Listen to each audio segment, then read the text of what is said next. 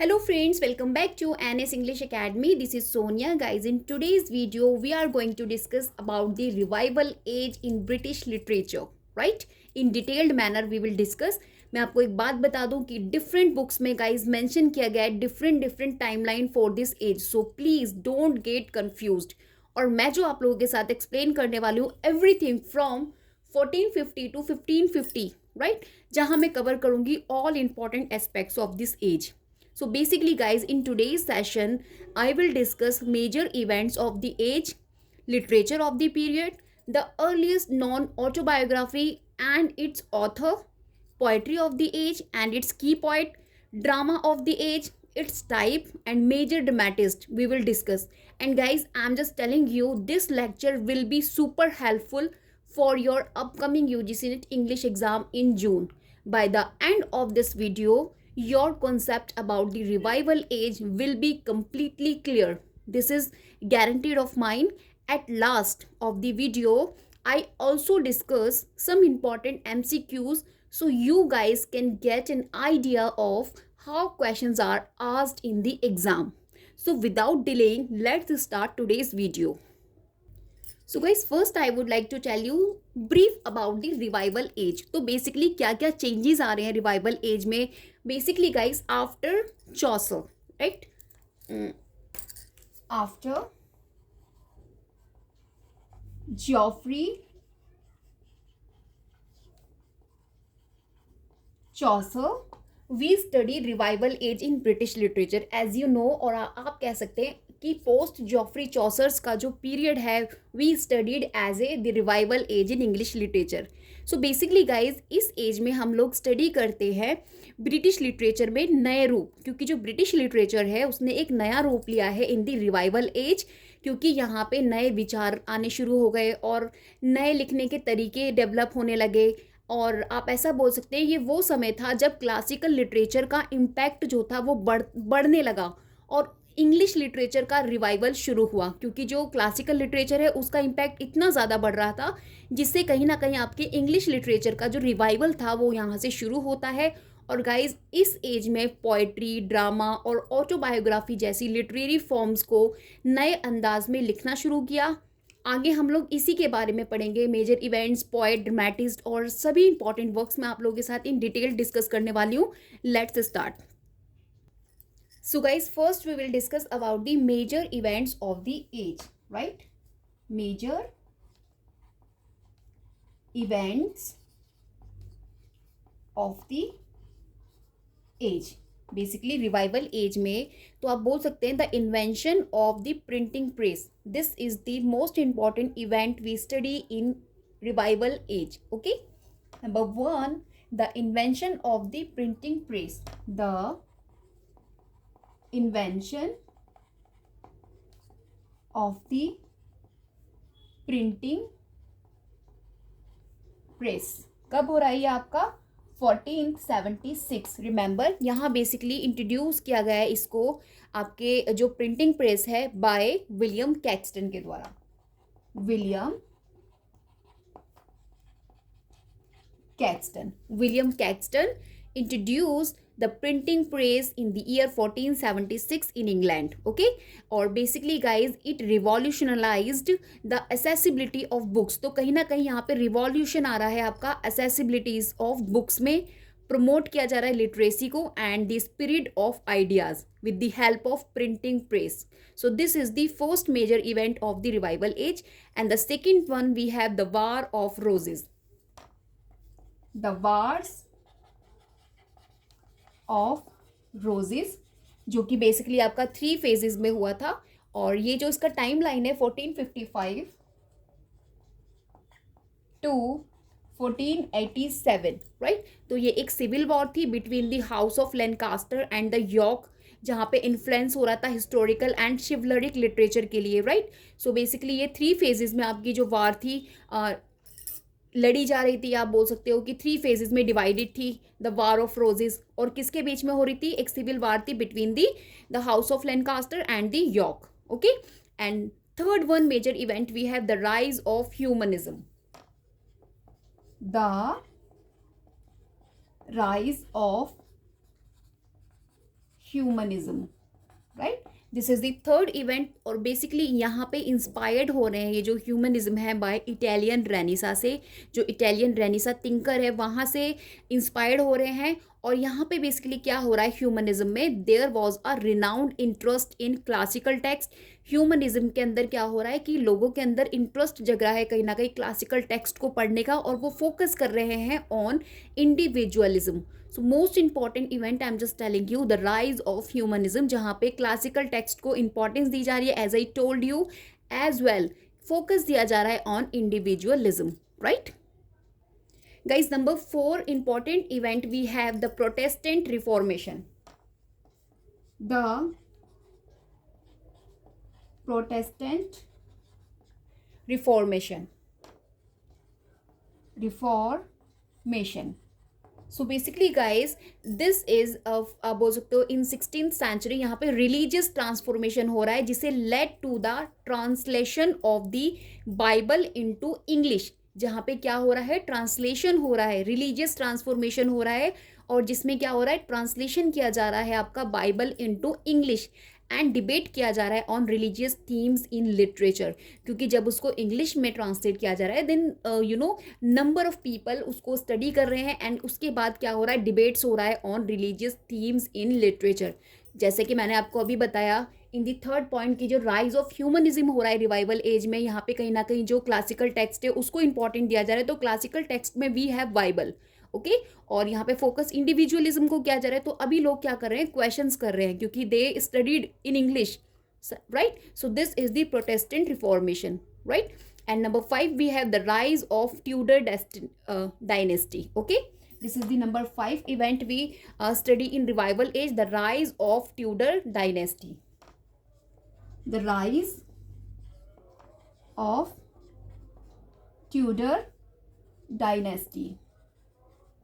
तो basically guys इसका जो डायनेस्टी जो राइज हो रहा है ये आपका 1485 में, एंड यहाँ पे क्या हो रहा है, स्टेबिलिटी की जा रही है अंडर द ट्यूडर्स, जो फॉस्टर्ड कर रहे हैं कल्चरल एंड लिटरेरी ग्रोथ को, okay. So guys, after discussing about the major events of the age, now I am going to discuss about the literature of the revival age. Means कि जो आपका literature था age of revival में, during the age of revival में, वहाँ पे क्या focus किया जा रहा था, we will discuss now, okay.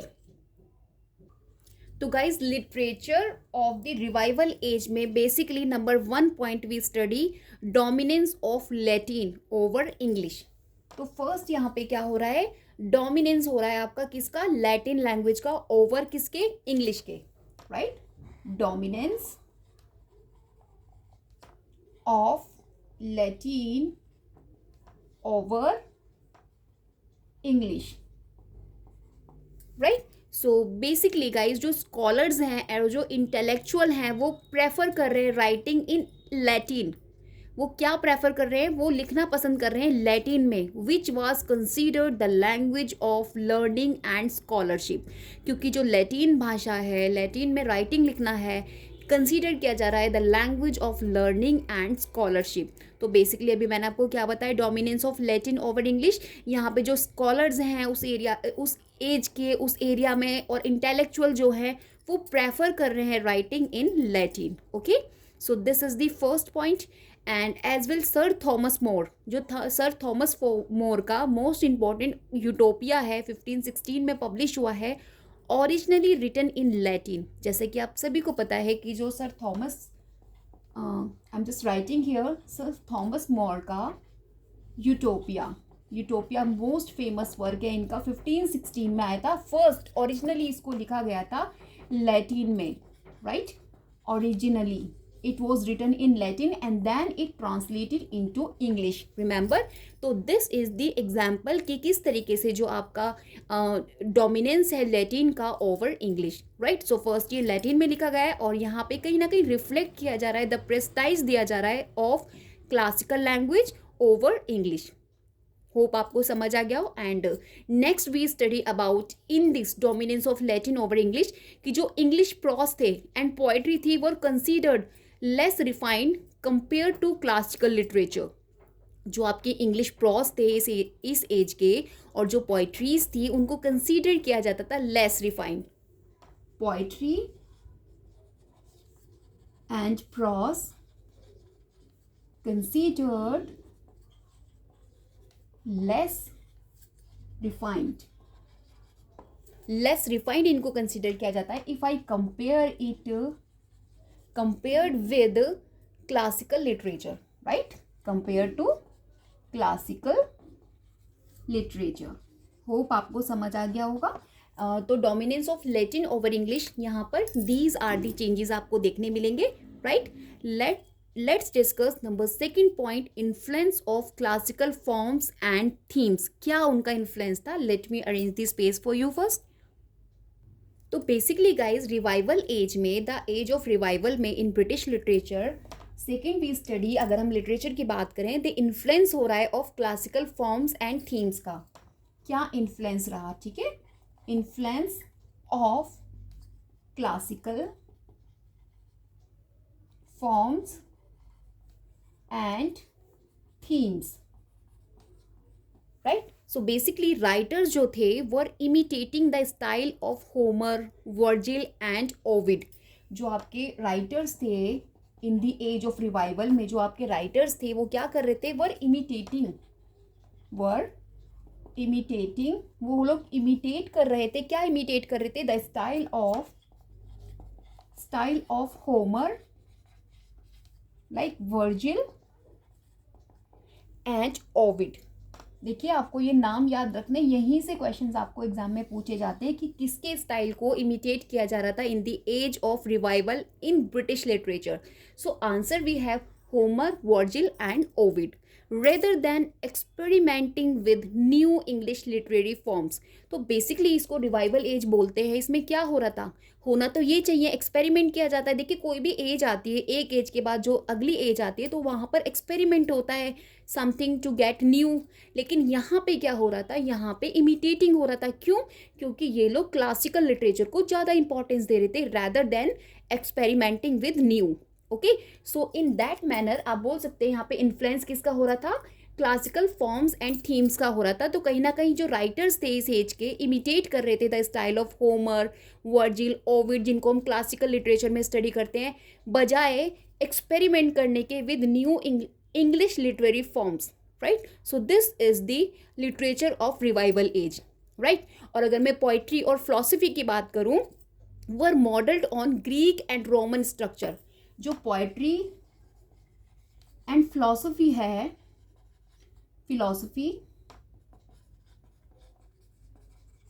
Philosophy and poetry जो होती है आपकी रिवाइवल एज की, उसको मॉडल किया जा रहा था, modelled on Greek and Roman structure, Greek and Roman structure. Remember, this is also most important fact I am just telling you, क्योंकि यहाँ से भी आपको क्वेश्चंस बनते हैं कि पोएट्री और फिलॉसफी जो थी मॉडल्ड बेस्ड ऑन किस पे थी? Greek and Roman structure, of course, क्योंकि ये लोग डिलेइंग कर रहे थे the development of English poetic and dramatic tradition. क्योंकि कहीं ना कहीं यहाँ पर भी क्या हो रहा है?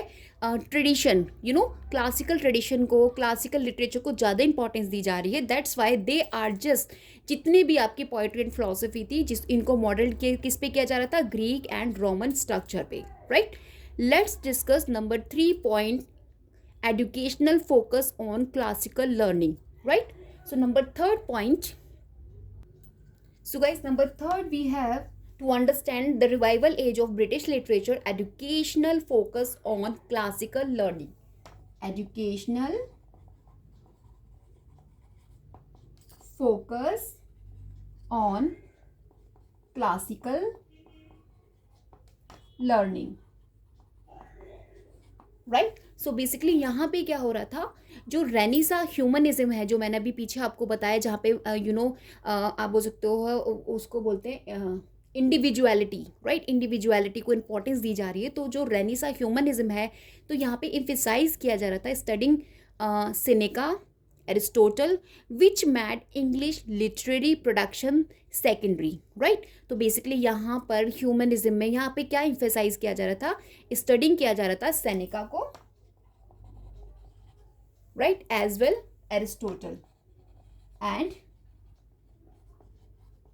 Aristotle को, okay, and जो स्कूल्स थे आपके एंड यूनिवर्सिटीज़ थी सच ऑक्सफोर्ड एंड कैम्ब्रिज, यहाँ पे प्रायोरिटीज़ दी जा रही थी लैटिन एंड ग्रीक, राइट। जो यूनिवर्सिटीज़ थी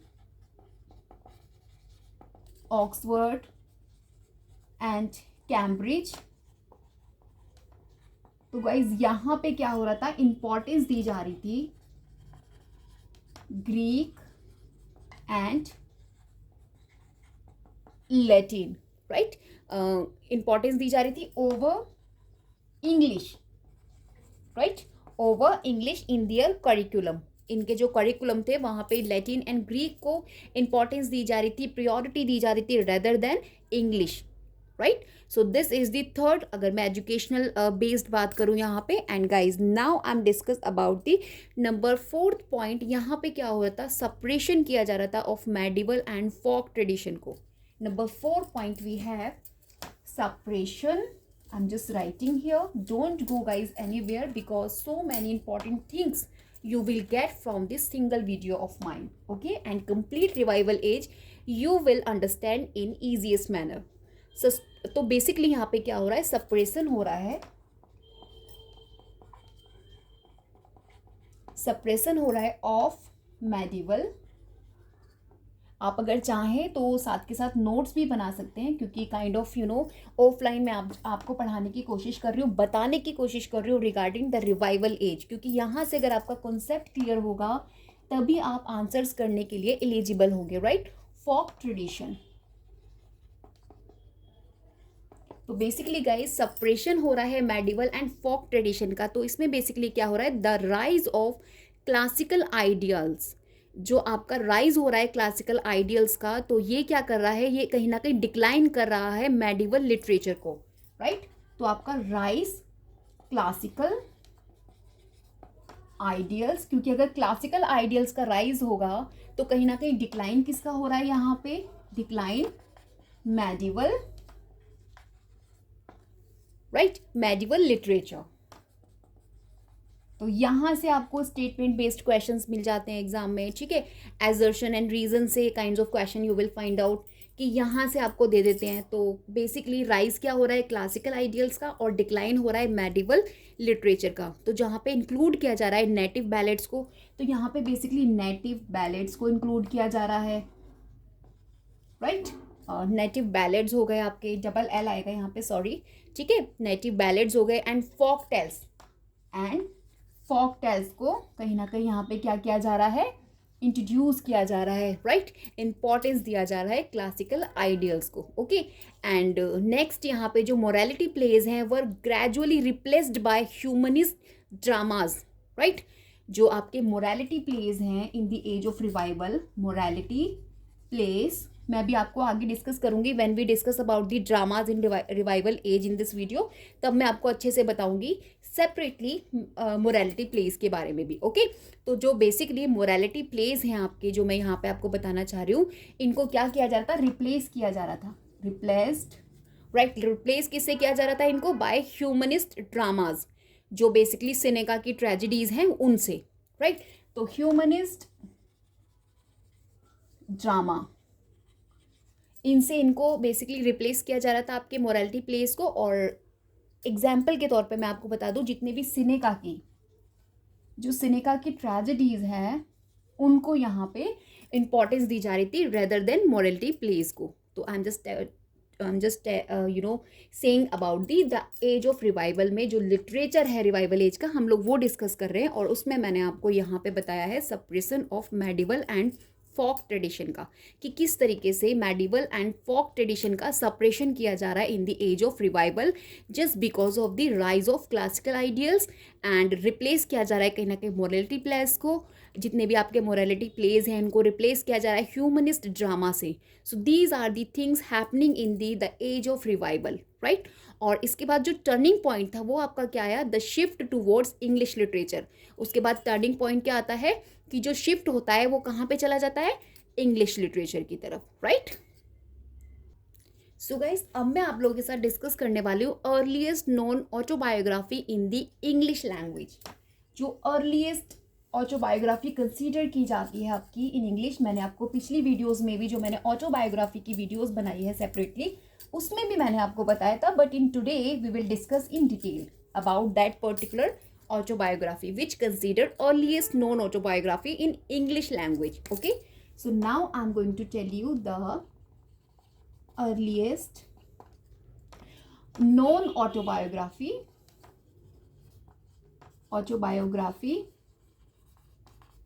in English language. Remember, in English language. Okay, so guys, we have the book of Margery Camp, right? The book of Margery Camp. This is the first written, right? Written, or you guys can say known autobiography in English language. The book of Margery Camp. इसको 15th century में लिखा गया है. Written in 15th century by Margery Camp. इसको मार्गरे camp के द्वारा लिखा गया है, जो एक फीमेल है. मार्गरे कैंप, ये एक फीमेल है. एंड इन दिस पर्टिकुलर जो ऑटोबायोग्राफी है, इसको कंसीडर किया जाता है the first known autobiography in English. और यहाँ पे बेसिकली डिक्टेट किया गया है written, right, rather than written by Kempe herself. तो यहाँ पे क्या गया है, बेसिकली जो मार्गरे कैंप है, इस बुक के अंदर उन्होंने डिटेल में बताया है spiritual experience, pilgrimage and struggle, including her vision of Jesus and the Virgin Mary. Regarding उन्होंने स्पिरिचुअल एक्सपीरियंस अपना बताया है मार्गरे कैंप ने in this particular autobiography which consider first earliest known autobiography in English language, right. Most important fact I am just telling you. और यहाँ पे guys कहीं ना कहीं इन्होंने इंसाइट दिया है इन दिस बुक के अंदर मेडिवल रिलीजियस लाइफ को, मैरिज के बारे में एंड फीमेल स्पिरिचुअलिटी के बारे में उन्होंने बताया है. एंड गाइस, ये जो टेक्स्ट है was lost for centuries and rediscovered हुआ था आपका 1934 में. ये जो टेक्स्ट है आपका the book of Margery camp, ये क्या हो गया था, ये लॉस हो गया था और इसको दोबारा से रीडिस्कवर किया गया है in the year 1934. Remember the fact I am just mentioning here about the first autobiography, first known autobiography earliest in the English language, right. तो कहीं ना कहीं ये लॉस्ट हो गया था और इसको दोबारा से रीडिस्कवर किया गया है इन द ईयर 1934 में. Okay, so this is the fact I'm just telling about the earliest autobiography. Okay, let's move on ahead. Let's discuss about the key features of poetry in the revival age. Okay, now let's talk about the poetry in the age of revival. Okay, so basically हम उसके features देखेंगे, key features of poetry in this age, right? So guys, first feature we have imitation of Chaucer. Imitation of Chaucer, right? अगर मैं poetries की बात करूं, then जो यहाँ पर बेसिकली रिवाइवल एज में इमिटेशन किया जा रहा था चॉसर को, क्योंकि many poets try to imitate Chaucer's style but few matched his originality. कितने सारे पोइट्स थे जिन्होंने कोशिश किया इमिटेट करने के लिए चौसर के स्टाइल को, लेकिन उनमें से सिर्फ कुछ ही थे जो मैच कर पाए उनकी ओरिजिनलिटी को. Poets like Thomas Hoccleve and John Lydgate continued his legacy. वो क्या करते रहे, जैसे थॉमस हॉकलीव हो गए आपके, देखिए यहाँ से भी आपको क्वेश्चन देखने मिल जाएगा एग्जाम में कि वो कौन से कि पोइट्स हैं जिन्होंने इमिटेट किया था कहीं ना कहीं किसको, जॉफ्री चौसर के स्टाइल को, right. So first we have Thomas Hoccleve and John Lydgate. These two guy जिन्होंने कंटिन्यू रखा इसकी लेगेसी को. किनकी लेगेसी को, जॉफ्री चौसर की, right. And next feature we have moral and didactic theme. Second feature we have moral and didactic theme, right. So basically poetry जो होती है यहाँ पे फोकस किया जा रहा था on religion. यहाँ पे बेसिकली किसको फोकस किया जा रहा था, रिलीजन को एंड मोरालिटी को, morality and chivalry and chivalry, right. So यहाँ पे रिफ्लेक्ट किया जा रहा था the influence of medieval tradition, तो यहाँ पे कहीं ना कहीं जो मेडिवल ट्रेडिशन है उसको रिफ्लेक्ट किया जा रहा था in the way of religion, morality and chivalry, right. And next we study in the feature of poetry of this age, Scottish Chaucerian, right? Scottish Chaucerian, right. So basically guys Scottish जो चौसेरियन है वो influenced by चौसर, तो ये तो सबको पता है कि जो स्कॉटिश चौसेरियन है ये कौन है, ये वो हैं जो इन्फ्लुएंस्ड थे किनसे, चौसर से, right. Influenced by Chaucer but added national identity and lyrical quality to their work, और इन्होंने क्या ऐड किया था, number first thing we have कि ये जितने भी इसमें members we study Scottish Chaucerian में जितने भी हम मेंबर्स स्टडी करते हैं उन सभी का जो था वो कंप्लीटली इन्फ्लुएंस थे चौसर से। और एक चीज़ और उन्होंने ऐड की थी, national identity, national identity, right, and lyrical quality, lyrical quality. So these two things इन्होंने ऐड की थी, ऐड ऑन की थी आप बोल सकते हैं, और बेसिकली इनका इन्फ्लुएंस किस पे था, चौसर पे। तो here I talk about the Scottish Chaucerian, right. तो जितने भी स्कॉटिश चौसेरियन भी स्टडी, तो बेसिकली जो पोइट्स थे जो इन्फ्लुएंस थे आपके चौसर से, और उन्होंने ऐड किया था national identity and lyrical quality को, just like in same manner जैसे आप प्लेटो और एरिस्टोटल को स्टडी करते हैं ना, किस तरीके से प्लेटो जो थे वो गुरु थे एरिस्टोटल के, और किस तरीके से जो एरिस्टोटल थे उन्होंने हर चीज़ को एक्सेप्ट नहीं किया था प्लेटो की, कुछ चीज़ों को उन्होंने रिजेक्ट किया था, जैसे कि जो आपके प्लेटो बोलते थे कि जो पोइट्री होती है removed from the reality, thrice वो रिमूव्ड हो चुकी है। तो यहाँ पर जो आपके एरिस्टोटल थे वो कहीं ना कहीं इस बात को नकारते थे, राइट। वो यहाँ पे वो कहते थे कि नहीं ये तो क्रिएटिविटी है, इसको आप ऐसे नहीं बोल सकते।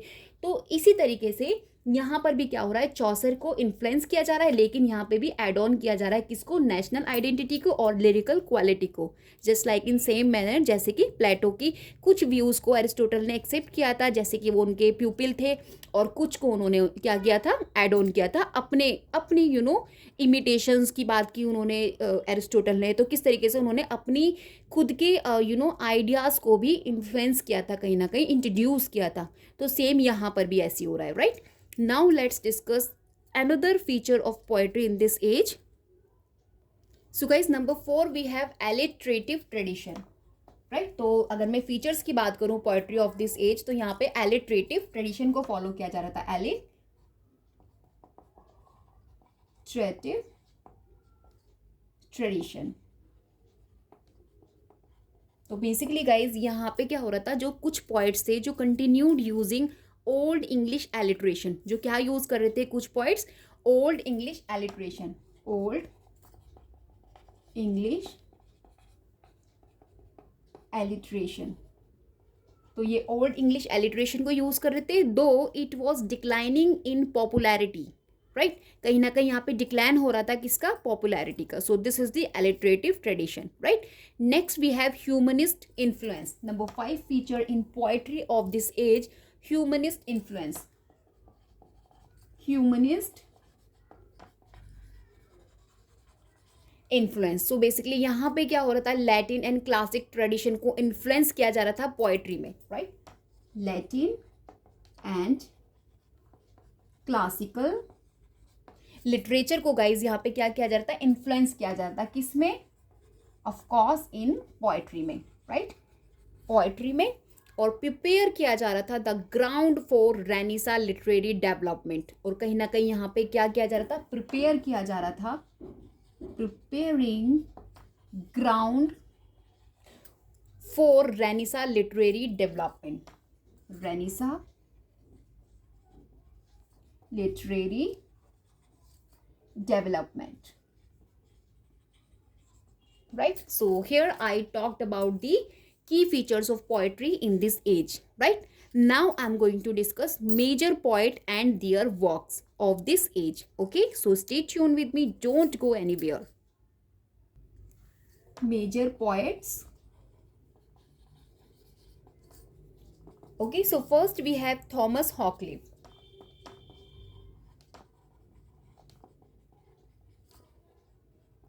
थॉमस हॉकलिफ, जिनका जो टाइम लाइन है 1368 टू 1426। मोस्ट इंपॉर्टेंट है टाइम लाइन, यहाँ से क्रोनोलॉजी से क्वेश्चन बनता है। और बेसिकली जो आपके थॉमस हॉकलिफ हैं डिसिपल हैं किनके, चौसर के। ही वॉज डिसिपल, आप बोल सकते हैं डिसिपल ऑफ चौसर, क्योंकि उन्हीं को इमिटेट किया है इन्होंने, कंटिन्यूड किया है। और ही रॉट इन मिडिल इंग्लिश, और इन्होंने लिखा है मिडिल इंग्लिश में, राइट। जो इनके वर्क्स हैं उनको इन्होंने मिडिल इंग्लिश में लिखा है। और इनका जो फेमस वर्क है Regiment of Princes, the regiment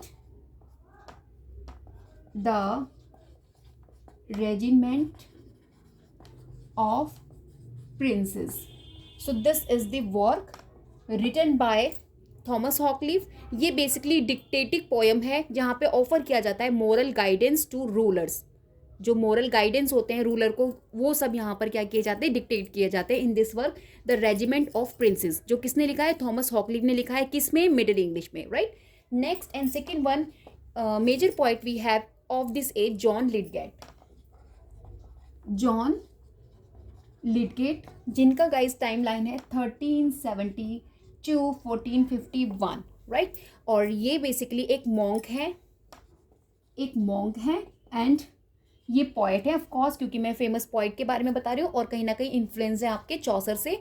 और अगर मैं इनकी फेमस वर्क की बात करूँ तो Troy book, right, Troy book, जो बेसिकली क्या है, अ लॉन्ग हिस्टोरिकल पोएम है about the fall of Troy. तो किस तरीके से फॉल हुआ था ट्रॉय का, उसके बारे में ये ट्रॉय बुक है। And next one we have the siege of Thebes, the siege of Thebes. So this is the second book written by John Lydgate. Okay. Now I'm going to discuss about the Scottish Chaucerian. Or guys, number third we have the Scottish Chaucerian. Basically guys ये important point है, जो ये जो points हैं जो इन्होंने adopt किया था चौसर के स्टाइल को, लेकिन उन्होंने अपने भी अपने जितने भी इनके थीम है, इमेजरी है, उनको इन्होंने एड ऑन किया था अपने वर्क्स में। तो फर्स्ट वी हैव रॉबर्ट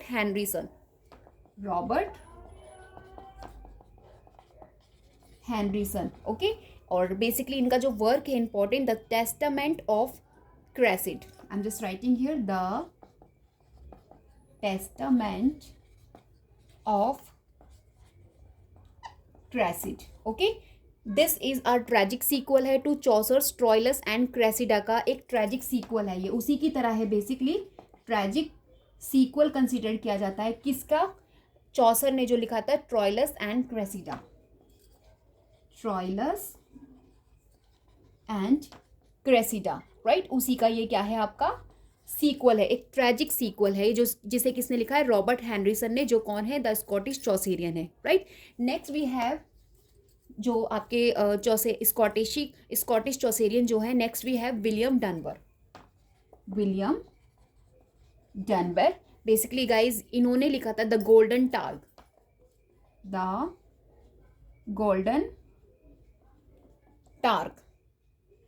टार्ज बोल सकते हो आप। ये एक ड्रीम विजन पोएम है इनकी, जिसमें इन्होंने एक्सप्लोर किया है लव एंड रीजन को, right. So this is also the style of Chaucer, okay. Next we have Gavin Douglas, okay. I am just writing first, I am going to let's have some space to writing, okay. Number third guys we have Gavin Douglas, right, Douglas, okay. So this is the number third Scottish Chaucerian. और इनका जो work है एनीडॉज, देखिए यहाँ से आपको question मिलते हैं, आई एम जस्ट टेलिंग यू। अभी ये मत बोलिएगा कि क्या आपको स्टडी करना है, रिवाइवल एज में आपको इन सबको करके जाना है, ओके। और बेसिकली ये क्या है, एनीडस जो है गैविन डगलस का एक ये स्कॉटिश ट्रांसलेशन है ऑफ वर्जिल्स एनियार्ड। जो आपका वर्जिल ने एनियार्ड्स लिखा था, वर्जिल का जो एनियार्ड हम लोग क्लासिकल में स्टडी करते हैं, तो उसी का क्या है, ये ट्रांसलेशन है आपका एनीडॉज, ओके। इसी का ट्रांसलेशन है ये, ट्रांसलेशन, ओके। सो वर्जिल के एनियार्ड का ट्रांसलेशन है आपका एनीडोस, जो किसने लिखा है, डगलस ने लिखा है। Remember the fact I am just mentioning here regarding points. और now I am going to discuss other points, okay. So next we have John Skelton, ये स्कॉटिश नहीं है, right. So John Skelton other point है we study in revival age. और इनको basically इन्होंने एक work लिखा है the bog of Court. I am just writing here the Bowge, अजीब अजीब से तो नाम होते हैं इनके, the bog of court. Right. So this is एक सटायर है ऑन कॉर्ट लाइफ पर एक सटायर है. राइट.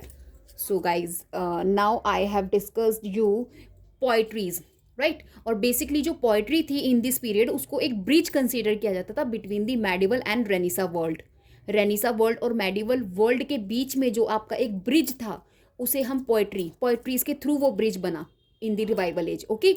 और यहाँ पर आपको देखने मिलेगा लैकनेस मिलेगी the creativity of Chaucer's era की. जैसे चौसर ने अपने इरा में क्रिएटिविटी की थी उसकी लैकनेस आपको देखने मिलेगी. क्यों? क्योंकि यहाँ पे सिर्फ क्या हो रहा था, इमिटेशन पर ज़्यादा फोकस किया जा रहा था और कहीं ना कहीं मतलब एक्सपेरिमेंट नहीं किया जा रहा था for to get new things. So that is why यहाँ पे आपको लेकनेस मिलेगा क्रिएटिविटी ऑफ चौसर्स इरा की. राइट. अदरवाइज जो आपका पोएट्री था रिवाइवल एज की उसने कहीं ना कहीं ब्रिज का काम किया between the medieval and Renaissance world. Right.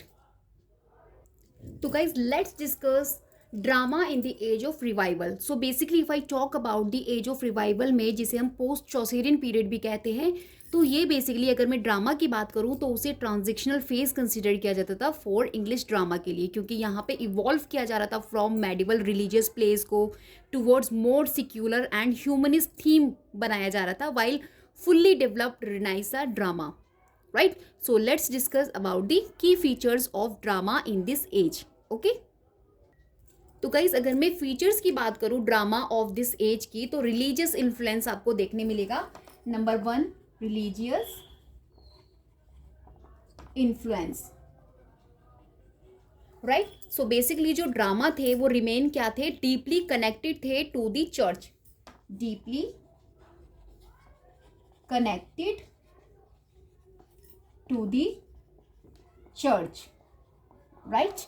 and as it was used to educate the largely literate people. जो illiterate people थे, जो illiterate मतलब कि जो अनपढ़ आप बोल सकते हैं, जिन लोगों ने पढ़ाई कभी नहीं किया था, illiterate people को कहीं ना कहीं उनको पढ़ाना, उनको बताना, उन्हें समझाना, कहीं ना कहीं ये मोटिव था, एडुकेशन देना था. द जो लार्ज नंबर था आपका इलिटरेट पब्लिक लोगों का, जो इलिटरेट पब्लिक थे, जो लोग थे, उनको कहीं ना कहीं एजुकेट करना.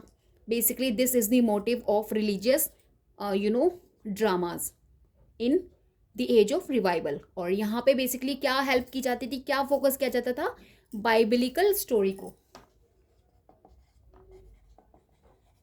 स्टोरीज को, बाइबलिकल स्टोरीज हो गई, बाइबल की स्टोरीज को, एंड जो क्रिश्चियन मोरालिटी, क्रिश्चियन मोरालिटी को यहाँ पे फोकस किया जाता था. And dominated theatrical performance. Right. तो यहाँ पे बेसिकली क्या थी, थिएट्रिकल परफॉर्मेंस थी, डोमिनेटेड थी. वो कहाँ से डोमिनेटेड थी आपकी, कहीं ना कहीं बाइबल स्टोरी से एंड क्रिश्चियन मोरालिटी से. So this is the religious influence of dramas in the age of revival. Right. Next feature we have open air performance. Open air performance. Number 2 feature in dramas of this age, open air performance. So basically यहाँ पे क्या होता था, जो plays थे ना वह perform किए जाते थे in churches, market place and streets.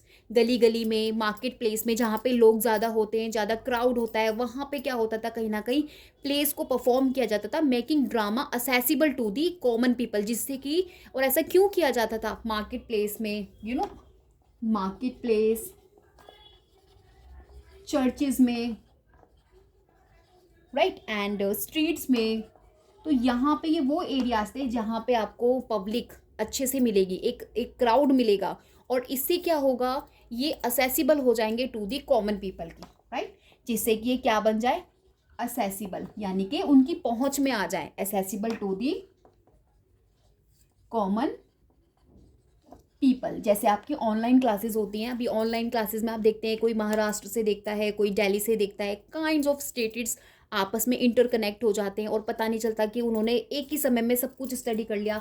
ऐसा ही कहीं ना कहीं ओपन एयर परफॉर्मेंस का रोल होता था. तो ये क्या करते थे, जिससे कि सब लोग के बीच में उनकी बात पहुंच जाए ड्रामास के थ्रू, तो वो क्या चूज़ करते थे, चर्चेस मार्केट प्लेस और स्ट्रीट्स जहाँ पे अच्छा क्राउड उन्हें देखने को मिलता है, कि एक ही प्ले करने के दौरान ही उनको एक क्राउड अच्छे से असेसिबल हो जाए, एक क्राउड को असेसिबल हो जाए, और कहीं ना कहीं उनको एजुकेट करना, किनको एजुकेट करना, जो इलिटरेट पब्लिक थी उनको, right. So this is the purpose of the dramas in the age of revival. Okay, next feature we have transition from church to secular drama.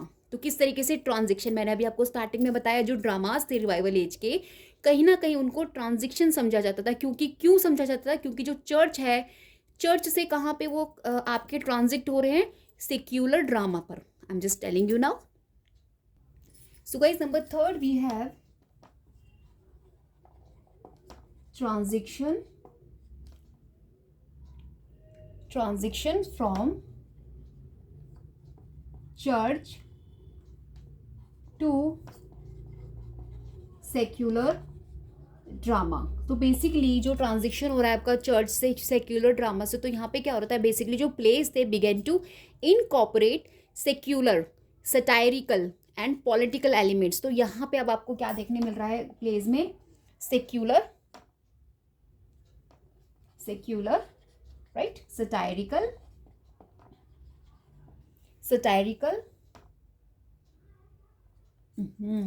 what did I write here, satirical, right, and political elements.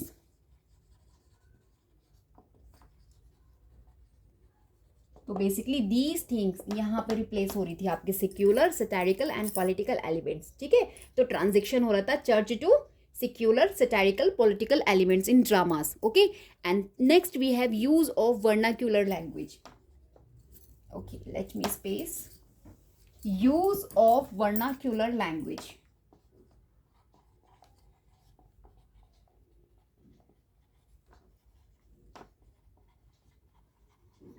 तो basically guys यहाँ पे क्या हो रहा था, जैसे कि unlike, right, unlike earlier Latin dramas, जैसे मैंने आपको बताया पीछे क्या होता था, लैटिन ड्रामाज, लैटिन में लिखे जाते थे dramas, these play were performed in middle English. लेकिन यहाँ पे क्या हो रहा है, जो परफॉर्म हो रहे हैं, जो प्लेज हैं, वो किस में परफॉर्म हो रहे हैं, मिडिल इंग्लिश में, मिडिल इंग्लिश में, राइट. अनलाइक, आप बोल सकते हो unlike earlier Latin dramas, earlier Latin dramas. Okay, so middle English में हो रहे हैं एंड मेकिंग देम मोर बोल सकते हो रिलेटेबल एंड ऑडियंस. तो कहीं ना कहीं जिससे कि ये बहुत ज़्यादा रिलेट हो जाए टू ऑडियंस से, इसलिए इसको मिडिवल इंग्लिश, मिडिल इंग्लिश आप बोल सकते हैं, मिडिल इंग्लिश में इसको परफॉर्म किया जाने लगा. Okay, so these are the features जो मैंने आप लोगों के साथ डिस्कस किया अभी in the age of revival. Now guys I am going to discuss major types of dramas in the age of revival. तो जितने भी types of dramas we study, now I am going to discuss type of dramas of the age. So first we have mystery plays, mystery plays, right. So basically इनको एक और नाम से जाना जाता है जिसे हम बोलते हैं बाइब्लिकल ड्रामाज. इनको क्या बोलते हैं, मिस्ट्रिकल प्लेस बोलते हैं. एंड गाइज इनको मिरेकल प्लेस भी बोला जाता है, मिरेकल, इसको मिरेकल प्लेस भी बोला जाता है क्योंकि ये जो होते हैं रिलीजियस ड्रामाज होते हैं, बेस्ड होते हैं बाइबल स्टोरीज पे, राइट. और परफॉर्म किया जाता है इनको साइकिल्स में, right, like series of plays covering major Bible events जो होते हैं, साइकिल में इनको आप बोल सकते हो परफॉर्म किया जाता है. ठीक है, तो परफॉर्म होते हैं साइकिल्स में, राइट. और यहाँ पे क्या होता है, बाइबल स्टोरीज आपको देखने मिलेगी, स्टोरीज पर बेस्ड होंगे. एंड यहाँ पर आपको रिलीजियस ड्रामास देखने मिलेंगे, ड्रामास, राइट. एंड ये बेसिकली यहाँ पे ऑर्गेनाइज्ड वे में परफॉर्म किया जाता है. और आप बोल सकते हो कि during festival like Corpus Christi festival के दौरान इनको ऑर्गेनाइज किया जाता था, राइट. अगर मैं आपको फेमस मिस्ट्री प्ले साइकिल्स की बात करूं, then first we have York cycle. ये मैं साइकिल्स की बात बता रही हूँ आपको, ठीक है. चेस्टर साइकिल,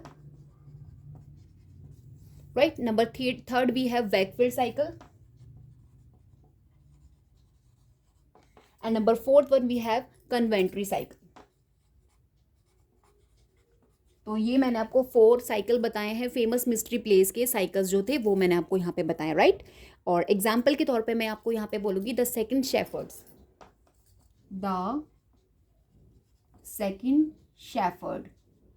जो सेकंड शेफर्ड है आपका, ये प्ले है, इसको एक वैकफील्ड साइकिल बोलते हैं, जिसके अंदर मिक्स अप देखने मिलेगा Bible stories and humour. Okay, so इसी को बोला जाता है वैकफील्ड साइकिल। और ये the second shepherd, this is the example of mystery plays. Okay, जो मैंने अभी साइकिल बताया ना आपको, उसमें वैकफील्ड का। Okay, now I am going to discuss second type of play, morality plays, right. Morality plays number second, morality plays. Basically इनको allegorical drama भी बोला जाता है, एलिगोरिकल ड्रामा, राइट, भी इनको बोला जाता है। तो यहाँ पे बेसिकली फोकस किया जाता है मोरल लेसन्स को, मोरल लेसन्स यहाँ पे फोकस किए जाते हैं, right, rather then Bible narratives. यहाँ पे बाइबल नैरेटिव को ना देखकर कहाँ कि किस पे ध्यान दिया जाता है, मोरल लेसन्स पे। और अगर मैं इसके फीचर की बात करूँ तो ये एलेगोरिकल कैरेक्टर्स आपको देखने मिल जाएंगे यहाँ पे, एलिगोरिकल कैरेक्टर्स आपको देखने मिलेंगे यहाँ पे, जैसे कि वर्च्यू, वाइस, जैसे क्या क्या होते हैं हमारे पास, वर्च्यू होता है, वाइस होता है, ये कैरेक्टर्स तो ही होते हैं। डेथ होता है, राइट, डेथ हो गया, एंड गुड डीड्स हो गया, गुड डीड्स हो गया, and Everyman. So guys these are the allegorical character. Okay, and यहाँ बेसिकली बताया जाता है क्रिश्चियन वैल्यूज़ के बारे में थ्रू दी स्ट्रगल्स। तो स्ट्रगल के थ्रू यहाँ पर बेसिकली किसके बारे में बताया जाता है, क्रिश्चियन वैल्यू के बारे में, क्रिश्चियन वैल्यूज़ के बारे में यहाँ पे बताया जाता है इस तरीके के प्लेज, मोरालिटी प्लेज में। और जो मेन कैरेक्टर होता है वो कहीं ना कहीं रिप्रेजेंटेटिव होता है ह्यूमैनिटी को, राइट। और अगर मैं फेमस आपसे मोरालिटी प्लेज की बात करूँ तो famous morality plays we have Everyman. Everyman एक मोरालिटी प्ले है जो कि आपका अराउंड 1495 में आया था। इसमें the most famous morality play consider किया जाता है, और जहाँ पे character Everyman faces death and seek salvation, salvation को किस तरीके से पाने के लिए उसने मतलब फेस किया डेथ को भी। और next we have example mankind. These two examples of morality plays we study in revival age। ये बेसिकली आपका 14th और 70 में आया है। ये एक प्ले है जिसमें बताया गया है ह्यूमन सिन और रिडेम्पशन के बारे में, ओके, मोक्ष के बारे में, पाप और मोक्ष के बारे में यहाँ पे बताया गया है, राइट। सो नंबर थर्ड पे आ जाते हैं, let's move on the number third. After the morality play we study the types of plays में इंटरल्यूड।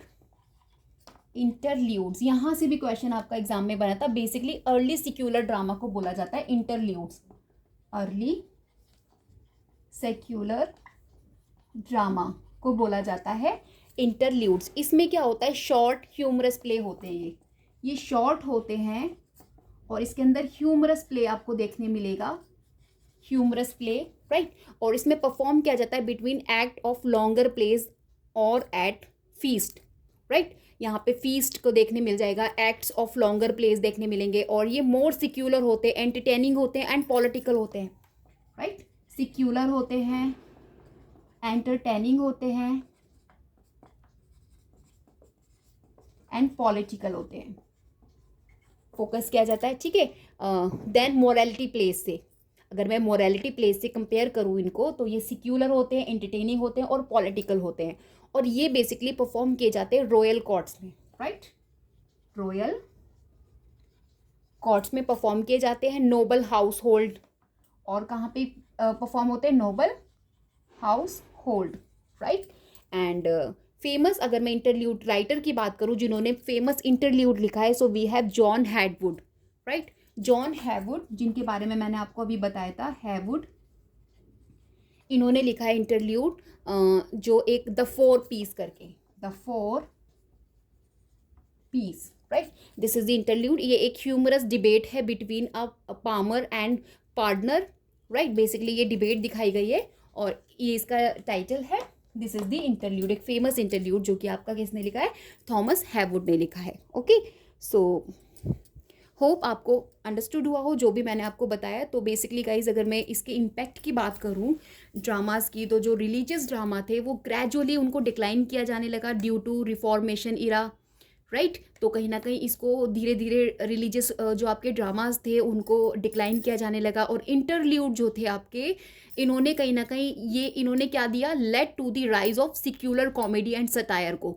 तो कहीं ना कहीं इन्होंने कॉमेडी और सटायर को राइज किया इंटरल्यूड्स ने, जिसके अंदर आप देखेंगे इन्फ्लुएंस जिसका देखने मिला था एलिजाबेथन ड्रामाज में आपको देखने मिलेगा। और अगर मैं एलेगोरिकल एंड मोरल थीम्स की बात करूँ इन ड्रामाज में ऑफ द रिवाइवल एज, तो ये कहीं ना कहीं प्रिपेयर कर रहे थे the way for more complex character development in Renaissance plays. तो जो रेनिसा प्लेस थे आपके इसके बाद भी स्टडी, तो उनके लिए ये कहीं ना कहीं कॉम्प्लेक्स कैरेक्टर को डेवलप करने की कोशिश कर रहे थे एलेगोरिकल एंड मोरल थीम्स जो थे। तो ये इम्पैक्ट और लेगेसी मैं आपको इनकी बता रही हूँ। और दीज डेवलपमेंट इन्फ्लुएंस आपको देखने मिलेगा Christopher Marlowe, William Shakespeare and Ben Jonson, जो हम इन सेकेंड बोल सकते हो 16th ऑफ सेंचुरी में जिनकी स्टडी हम लोग करते हैं। तो कहीं ना कहीं इनके प्लेस में आपको डेवलपमेंट देखने को मिलेगा जो आपका कहीं ना कहीं इन्फ्लुएंस हो रहा है यहाँ से। Okay, so this is the plays जो मैंने आपको टाइप्स ऑफ प्लेस बताए हैं ऑफ द रिवाइवल एज के। And now guys I am just telling you about the famous dramatist of the age of revival. So guys famous जो dramatist हैं we study in revival age, so first we have John Skelton, जो कि मैंने आपको भी पीछे भी बताया था कि ये एक पोइट भी रहे हैं और एक प्ले राइट भी हैं ये, हु रोट सटायरिकल इंटरल्यूड। इन्होंने सटायरिकल इंटरल्यूड लिखे हैं और इनके जो नोटेबल वर्क हैं मैग्निफियंस, राइट, एक इनका पॉलिटिकल मोरालिटी प्ले है, मैं भी लिख देती हूँ यहाँ पे मैग्निफिसेंस। ये एक इनका पॉलिटिकल मोरालिटी प्ले है जहाँ पे इन्होंने अटैक किया है corruption in king Henry the eighth, right. और बेसिकली गाइज अगर मैं स्केलेटन को आपको फोकस करना बताऊं यूजीसी नेट पर्सपेक्टिव से, तो स्केलेटन के वर्क बहुत ज़्यादा सिग्निफिकेंट है as a bridge between morality plays and secular drama. क्योंकि जो इनके जो वर्क है स्केलेटन के जो वर्क है स्केलेटन्स के जो वर्क हैं वो कहीं ना कहीं क्या कर रहे हैं guys, bridge between morality and secular drama. ठीक है, तो most important exam point of view से स्केलेटन, तो इनको स्टडी कर लेना आगे और अगर आप इन डिटेल में करना चाहें। And next we have Henry Medwall, जो नेक्स्ट आपके ड्रामेटिस्ट हैं हेनरी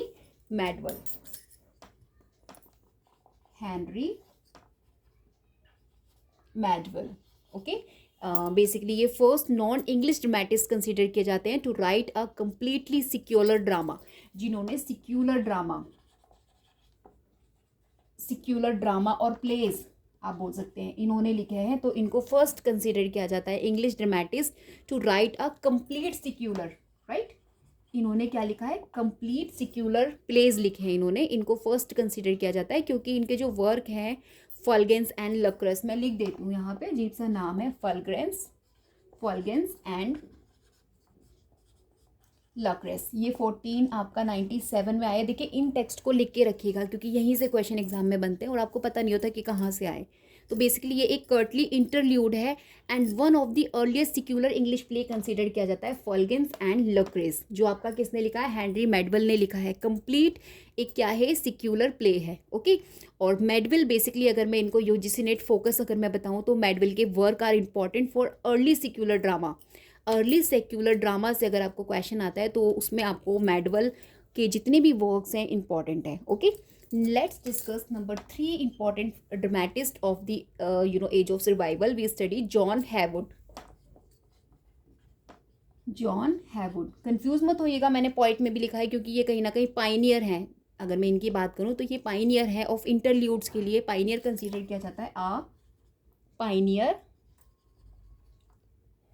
ऑफ इंटरल्यूड, देखिए यहाँ से आपको क्वेश्चन बनते हैं, लिख के रखिएगा कि पाइनियर कौन है, ठीक है, और कंप्लीट सिक्यूलर प्ले किसने लिखा है, तो इन सभी को आपको नोट मेकिंग करके रखना है। अब पाइनियर ऑफ इंटरल्यूड के कंसीडर किया जाता है इन्हें।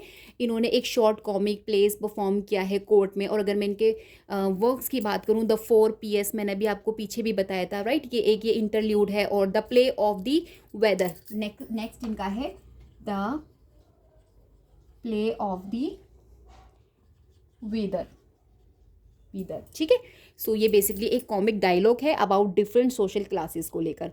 अगर मैं गाइज हैवुड की बात करूँ UGC NET point of view से, तो one of the most important early secular dramatist इनको कंसिडर किया जाता है। और जिनके इंटरल्यूड्स ट्रांजिशन है, कहीं ना कहीं कर रहे हैं, ट्रांजिशन कर रहे हैं drama from religious to social and political themes. Okay, next number 4 we have Udall. Udall से आपको कई बार क्वेश्चन देखने मिलता है। और ऑफकोर्स ही known the first English comedy उन्हीं की है, निकोलस उडाल की। Okay, Nicholas Udall who wrote, इनको जाना जाता है फर्स्ट इंग्लिश कॉमेडी के लिए। फर्स्ट इंग्लिश कॉमेडी के लिए हम इनको जानते हैं उडाल को। और नोटेबल इनके वर्क है राल्फ रॉयस्टर डॉयस्टर। मैंने आपको जब कॉमेडी की क्लासेस ली हैं उसमें मैंने आपको बताया Ralph Roister Doister, right. This is the first comedy 1552 around, right. ये एक प्ले है, इंस्पायर्ड करता है यहाँ पे प्लॉटस को यहाँ बेसिकली प्लॉटस से इंस्पायर्ड है ये प्ले आपका। फीचर अर्ली रोमांटिक कॉमेडी आपको देखने मिल जाएगी, right. And Udall is one of, आप बोल सकते हो UGC NET point of view से one of the most important dramatist हैं, जिन्होंने इंट्रोड्यूस किया है क्लासिकल कॉमेडी को into English drama, right. He basically introduce classical comedy into English drama, right. तो इंग्लिश ड्रामा में इन्होंने कहीं ना कहीं क्लासिकल कॉमेडी को इंक्लूड किया है, right. Next we have Thomas Sackville and Thomas Norton, right. Next we have Thomas Sackville and Thomas Norton, right. So basically इन्होंने कोलैबोरेट करके गॉबडक लिखा है, Gorboduc, right, 1561। This is the first English tragedy, इसको first English tragedy consider किया जाता है on सिनिकन drama. ये किस पर लिखी गई है? सिनिकन ड्रामा पे। ये भी एक फिलोसोफर है और उन्हीं पर बेस्ड है ये आपकी, ठीक है। तो अगर मैं गॉबडक की बात करूँ तो बेसिकली इंट्रोड्यूस किया है इन्होंने ब्लैंक वर्ड्स को, और साथ के साथ ब्लैंक वर्ड्स इन्होंने इंट्रोड्यूस किया है, ठीक है, गॉबडक के अंदर टू इंग्लिश ड्रामा के लिए। और इन्फ्लुएंस है लेटर, कहीं ना कहीं इन्फ्लुएंस कर रहा है ये रिनाइसा प्ले राइट को, जैसे कि मार्लो और शेक्सपियर को आप पढ़ेंगे आगे, तो कहीं ना कहीं यहीं से वो इन्फ्लुएंस हो रहे हैं, ब्लैंक वर्ड्स में लिखते हैं, ठीक है। तो मैंने आपको ये कुछ फेमस ड्रामेटिस्ट बता दिए हैं आपके रिवाइवल एज के। And now I am going to discuss some questions. Okay, so देखिए किस तरीके के क्वेश्चंस आपको देखने में। आज की वीडियो बहुत लॉन्ग हो गई है, बट ट्रस्ट मी जितना भी आप लोगों ने स्टडी किया है it's good to go for revival age के लिए। ओके, सो क्वेश्चन यहाँ पे बनता है, which of the following is consider the first non secular English play. तो अभी मैंने आपको बताया कि जो फर्स्ट आपका कंसीडर किया जाता है सिक्यूलर प्ले, वी हैव कौन सा है? फल्गन एंड लकर्स, ठीक है, जो किसने लिखा है? आपका हेनरी मैडवेल ने। ओके, सो इस तरीके से आपको क्वेश्चन गाइज देखने को मिलेंगे। तो नेक्स्ट गाइज क्वेश्चन है हमारे पास, who is credited with writing the first English comedy.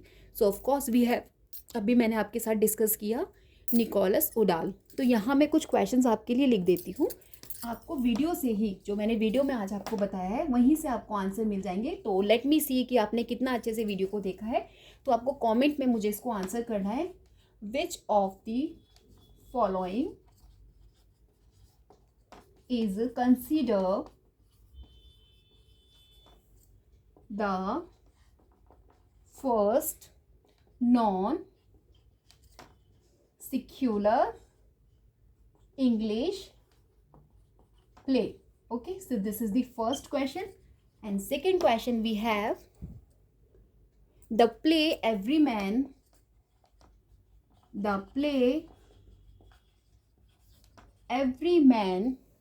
belongs to belongs to which dramatic tradition? Which dramatic tradition, right? तो ऑप्शंस मैं आपको इस क्वेश्चन के दे देती हूँ. Mystery play, morality play, interlude और ट्रेजेडी. आपको आंसर करना है. And next question we have the earliest English tragedy. The earliest English tragedy Gobduck. Gobduck was written by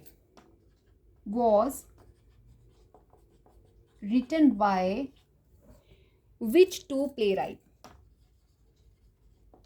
Which two playwright? आपको यहाँ पे नाम मुझे बताना है. मैंने अभी वीडियो में आपको समझाया अच्छे से, और भी मेरे पास क्वेश्चंस है, but sorry I don't have more time for this video. So please आपको यहीं पे एडजस्ट करना पड़ेगा. एंड अच्छे से वीडियो को देखिएगा. बहुत इंपॉर्टेंट चीज़ें मैंने आप लोगों के साथ शेयर किए after studying a lot. Seriously from the various sources मैं आप लोगों के लिए कलेक्ट करती हूँ दीज ऑल थिंग्स, उनको इकट्ठा करती हूँ, देन मैं आपके लिए वीडियो बनाती हूँ. तो प्लीज़ आपको कुछ नहीं करना है, उसको अच्छे से देखकर अवेल करना है फॉर योर अपकमिंग एग्जाम के लिए. और अगर वीडियो पसंद आई हो तो प्लीज़ उसको लाइक करना मत भूलेगा. If you are new to my channel, please subscribe my channel to get new updates. Okay, till then, bye bye. We will meet in next video. Till then, have a great day.